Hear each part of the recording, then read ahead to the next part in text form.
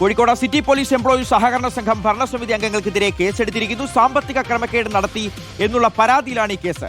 Commissioner ഓഫീസിലെ ജീവനക്കാരനാണ് പരാതി നൽകിയത്. 2.5 ലക്ഷത്തിന് ജാമ്യം നിൽക്കാൻ ആവശ്യപ്പെട്ട 25 ലക്ഷം എന്നാക്കി ചതിച്ചു എന്നുള്ളതാണ് പരാതി. ശരത് എസ് വിവരങ്ങൾ നൽകും. ശരത്, അപ്പോൾ 2 ലക്ഷം എന്ന് കാണിക്കുന്നു, 25 ലക്ഷം ആക്കുന്നു. അപ്പോൾ 10 ഇരട്ടി വലിയ സാമ്പത്തിക ക്രമക്കേടാണ് നടത്തിയത്. അപ്പോൾ ഭരണമാറ്റം ഉണ്ടാകുമ്പോൾ നടപടി ഉണ്ടാകുന്നു അല്ലേ?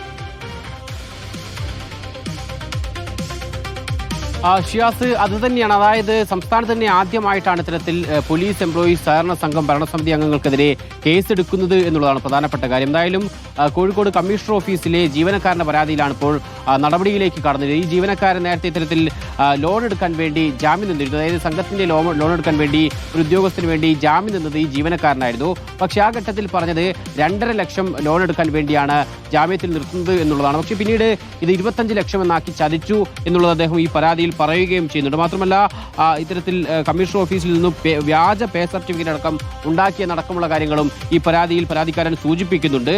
നിലവിൽ എന്തായാലും ദീർഘനാളായി അദ്ദേഹം ഇത്തരത്തിൽ പോലീസ് ഉദ്യോഗസ്ഥർക്കൊക്കെ തന്നെ പരാതി നൽകുന്നു. പക്ഷേ ഇതിൽ കാര്യമായ അന്വേഷണമോ നടപടിയോ ഉണ്ടായിട്ടില്ല. പക്ഷേ ഇപ്പോൾ എന്തായാലും ഭരണമാറ്റം വന്നതിന് പിന്നാലെ ഇപ്പോൾ നടപടി ഉണ്ടായിരിക്കുന്നു, FIR എടുത്തിരിക്കുന്നു എന്നുള്ളതാണ് പ്രധാനപ്പെട്ട കാര്യം. കോഴിക്കോട് കസബ പോലീസാണ് ഇതിൽ ഇപ്പോൾ നടപടിയിലേക്ക് കടന്നിരിക്കുന്നത്. 10 മാസം മുൻപ് ഇതിൽ അന്വേഷണം ആവശ്യപ്പെട്ട് ഇത്തരത്തിൽ അഡീഷണൽ SP FIR ഇടണം എന്നടക്കം ആവശ്യപ്പെട്ട് നിർദ്ദേശം നൽകിയിരുന്നു. പക്ഷേ അത്തരമൊരു നിർദ്ദേശം ഉണ്ടായിരുന്നെങ്കിൽ പോലും ഫയൽ മാറ്റിവെച്ച് അന്വേഷണം നടത്താതെ FIR ഇടാതെ ഇത് മാറ്റിവെക്കുകയാണ് ഉണ്ടായത്.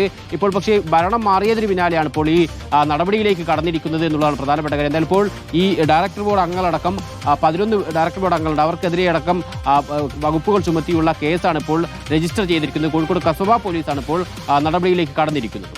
ശരി, ശരത്താണ് ഈ വാർത്തയുടെ വിവരങ്ങൾ നൽകിയത്.